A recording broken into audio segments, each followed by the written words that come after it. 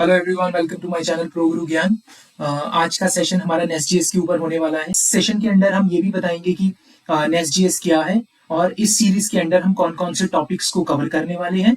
और अगर आप नेस्ट.जेएस की स्टडी कर रहे हो तो कौन सी ऐसी चीजें हैं जो आपको मस्ट हैव है, मतलब आनी चाहिए, और कौन सी ऐसी चीजें हैं जो ऑप्शनल भी हो सकती हैं।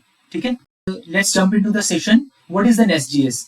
नेस्ट.जेएस क्या है? नेस्ट.जेएस एक बेसिकली फ्रेमवर्क है जो हमारा NodeJS based server side application बनाने के काम आता है। बट जब हम नोड.जेएस की बात करते हैं तो नोड.जेएस के अंदर हम एक्सप्रेस यूज करके या अदर लैंग्वेजेस यूज करके हम अपनी एपीआई डेवलप करते थे। बट हमें एक बेसिकली मेन फ्रेमवर्क नहीं मिलता था, like MVC, model view controller type. So Nest एक ऐसी अप्रोच के साथ आया, एक वेल स्ट्रक्चर्ड आर्किटेक्चर है जिसको हम फॉलो करके अपने कंट्रोलर्स, मॉड्यूल्स, प्रोवाइडर, सर्विसेज बना सकते हैं। हम ये कह सकते हैं कि ये एक वेल स्ट्रक्चर्ड आर्किटेक्चर है जो हाईली एंगुलर से इंस्पायर्ड है। अगर आप देखोगे यहाँ पे तो it support JavaScript as well as the TypeScript. So JavaScript तो इंपॉर्टेंट है। अगर आप कोई भी नोड.जेएस एप्लीकेशन बना रहे हो, आप कोई भी फ्रंट एंड एप्लीकेशन बना रहे हो, तो एवरीथिंग जावास्क्रिप्ट, राइट? तो जावास्क्रिप्ट तो आनी मैंडेटरी है। बट टाइपस्क्रिप्ट को भी ये हेवीली सपोर्ट कर सकता है, तो हम ये बोलते हैं कि टाइपस्क्रिप्ट भी गुड है, गुड टू हैव है। अगर आती है तो ठीक है, वरना हम इसको लर्न कर सकते हैं। मतलब ऐसा नहीं है कि टाइपस्क्रिप्ट नहीं करेंगे तो चलेगा नहीं। कहा yes, we can do that. Okay, अब उसके बाद में हम ये देखते हैं कि जैसे मैंने पहले बताया था कि जो हमारा नेस्ट फ्रेमवर्क है, जो हमारा नेस्ट जेएस फ्रेमवर्क है, ये क्या यूज करता है? ये अंडर द हुड एक्सप्रेस को ही यूज करता है। एक्सप्रेस क्या है? एक एचटीटीपी सर्वर फ्रेमवर्क है।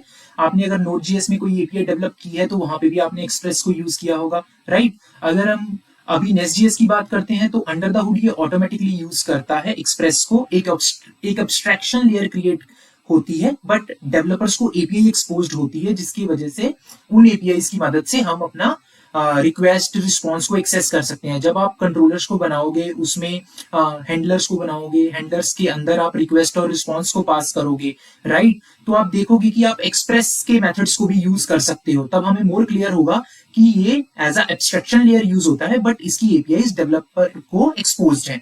बट इन्होंने फास्टिफाई की भी फास्टिफाई को भी दे रखा है। अगर आपको एक्सप्रेस की जगह फास्टिफाई को यूज करना है तो उस केस में आपको क्या करना पड़ेगा? कुछ अडेप्टर्स को यूज करना पड़ेगा। तो डायरेक्टली सपोर्ट नहीं है फास्टिफाई की, बट यस, एक्सप्रेस की डायरेक्टली सपोर्ट है।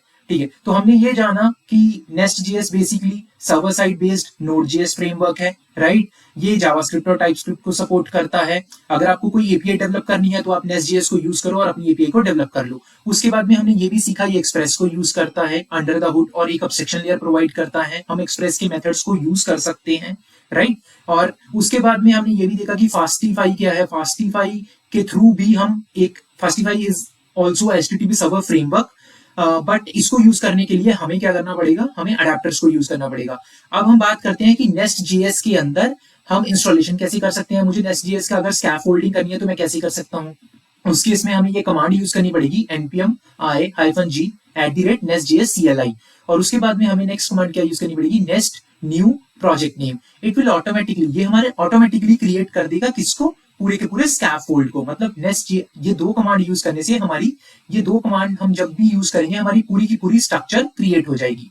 ये तो हो गया नेस्ट.जेएस क्या होती है। अब हम जानते हैं कि गुड टू हैव नॉलेज क्या है, प्री रिक्विजिट क्या है। अगर आप नेस्ट.जेएस के फ्रेमवर्क पे काम करना चाहते हो तो आपको क्या आना चाहिए? पहले तो आपको जावास्क्रिप्ट आनी चाहिए, विच इज मैंडेटरी। इसके बिना तो टाइपस्क्रिप्ट गुड टू हैव है, और RxJS इट्स नॉट मैंडेटरी, ठीक है, ऑब्जर्वेबल है। आप स्ट्रीम्स को रिटर्न कर सकते हो कंट्रोलर के हैंडलर मेथड्स के थ्रू, हम नेक्स्ट सेशन में देखेंगे।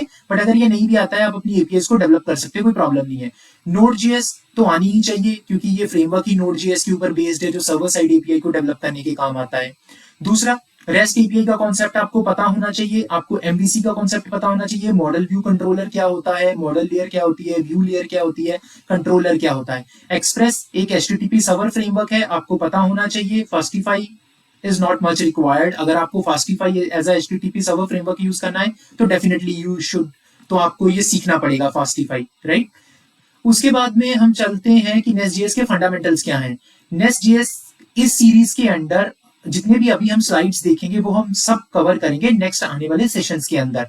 तो सबसे पहले अगर मैं बात करता हूं तो नेस्ट.जेएस फंडामेंटल्स की बात होती है। इस नेस्ट.जेएस फंडामेंटल्स के अंदर सबसे पहले हमारा राउटिंग एंड कंट्रोलर्स को हम करेंगे, प्रोवाइडर्स एंड मॉड्यूल्स को कवर करेंगे, मिडलवेयर्स को कवर करेंगे, एक्सेप्शन एंड फिल्टर्स को कवर करेंगे, पाइप्स को कवर करेंगे, गार्ड्स को कवर करेंगे एंड इंटरसेप्टर को कवर करेंगे।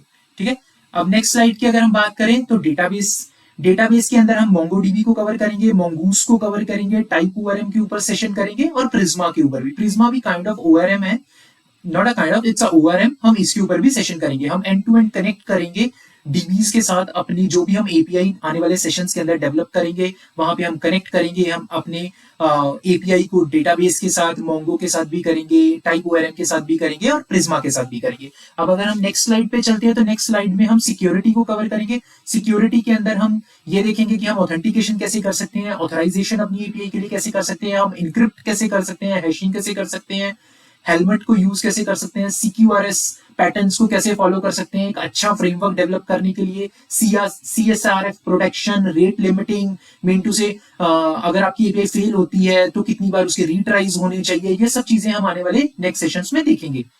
उसके बाद हम चलते हैं कैशिंग। कैशिंग के अंडर हम एप्लीकेशन लेवल कैशिंग भी करेंगे, end to end end point caching भी करेंगे। अगर आप कोई भी एपीआई डेवलप करते हो तो हम उसमें ये देखेंगे कि हम एंड टू एंड अपनी कैशिंग कैसे कर सकते हैं एपीआई की, कि अगर हमारा एक बार रिस्पॉन्स आया है, अगर हमारे सेम पैरामीटर्स है तो हमारी एपीआई कैश कर ले डेटा को। उसके बाद में हम in memory cache, interacting with cache store, auto caching responses, customise caching, इन सारे टॉपिक्स को डिटेल से पढ़ेंगे। ठीक है, माइक्रो सर्विसेज के अंडर हम रेडिस को गो थ्रू करेंगे, काफका के ऊपर सेशन करेंगे, RabbitMQ के थ्रू सेशन करेंगे। रेडिस में हम ये देखेंगे कि रेडिस के थ्रू हम कैशिंग कैसे कर सकते हैं, रेडिस का बेसिकली बेनिफिट क्या है, रेडिस के ऊपर एक एग्जांपल भी करेंगे।